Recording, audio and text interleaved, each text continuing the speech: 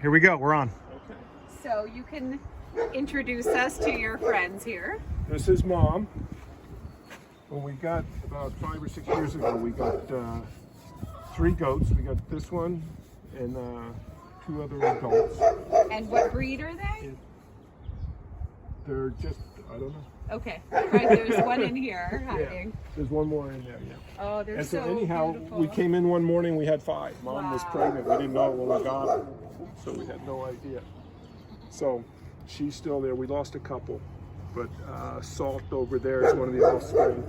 And the other one here, Mocha, is one that just came. They're so beautiful. And the rabbits are over here. And the rabbits over there. Don't ask me names on them because I'm There's not sure. probably a million, right? Other than Riddick, you'll see Riddick running around. Underneath. Is that the boss? We let him run free because whatever we put him in, he finds a way out.